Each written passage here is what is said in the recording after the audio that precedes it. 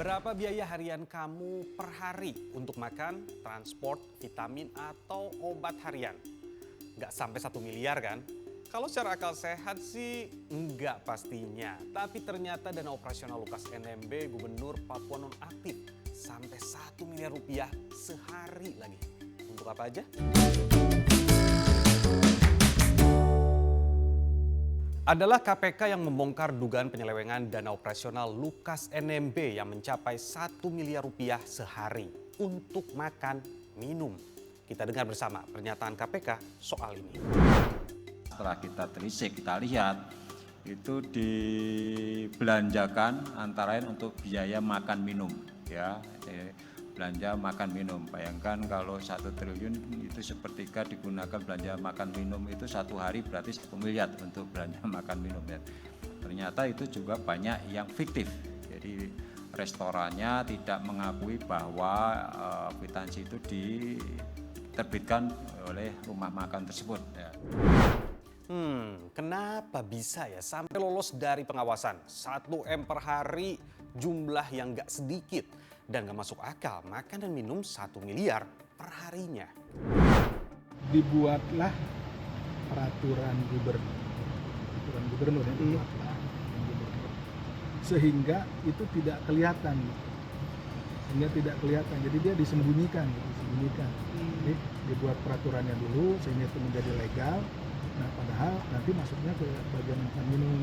Jadi memang ketika dicek itu di Kementerian Dalam Negeri itu menjadi tidak kelihatan, tersamarkan dengan begitu. Itu ada modusnya seperti itu. Sebelum saya lanjut bahas soal kasus hukum Lukas NMB, saya mau bahas dulu soal makan dan minum 1 miliar sehari yang lagi ramai diomongin. Mungkin nggak ya? Kalau saya pribadi 1 miliar kayaknya bisa bertahun-tahun tuh. Saya buat simulasi, andai makannya di Hotel Bintang 5 setiap harinya yang berkisar rata-rata 500.000 sampai 1 juta rupiah sekali makan. Dalam sehari 3 kali makan. Kalau dihitung paling mahalnya saja, sehari 3 juta rupiah. Makan di mana ya yang bisa sampai 1 miliar? Coba kalau 1 miliar ini digunakan untuk makan di restoran yang biasa-biasa saja. Ya, kisaran harganya 50 sampai 200.000 deh sekali makan. Dalam 1 hari berarti habis sekitar 600.000 rupiah. Kalau kita ambil yang 200.000 sekali makannya. Kalau ada 1 miliar berarti Lukas NMB bisa kasih makan enak untuk 1.666 orang. Apalagi makan di warteg yang bisa 25.000 sekali makan. Bisa sampai 13.000 orang bebas kelaparan. Dan tahu nggak, uang 1 miliar yang dianggarkan untuk makan dan minum ini ternyata diduga digunakan untuk berjudi di Singapura. Ingat nggak beberapa waktu lalu viral rekaman video penampakan Lukas NMB bermain judi. Di luar itu, nah ini adalah hasil sitaan KPK. Ada 27 bukti pencucian uang yang disita dan uang sebanyak 81,6 miliar rupiah, 5.100 dolar Amerika Serikat dan 26.300 dolar Singapura.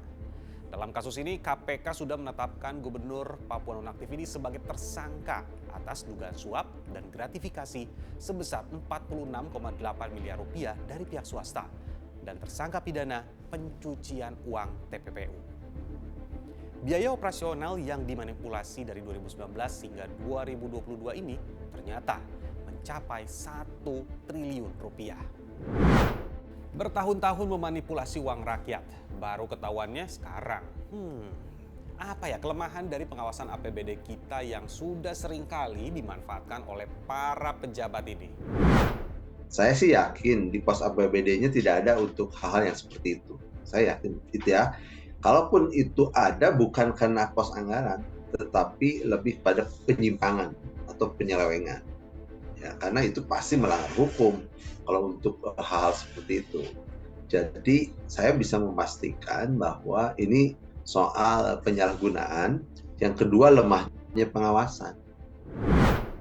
Apa solusinya dong supaya APBD kita aman dan tersalurkan untuk rakyat? Tapi publik harusnya dilibatkan sejak awal gitu. Jadi dana APBD itu kan untuk kepentingan publik, maka partisipasi bermakna dari publik itu harus terlibat dari mulai proses perencanaan, kemudian mengawal dan proses kebijakan pelaksanaannya maupun pasca kebijakannya atau evaluasinya. Soal kasus Lukas NMB ini memang cukup kontroversial, mulai dari penangkapannya yang alot oleh KPK sampai yang terakhir, Majelis Hakim Tipikor akhirnya mengabulkan permohonan pembantaran penahanan Lukas NMB karena sakit.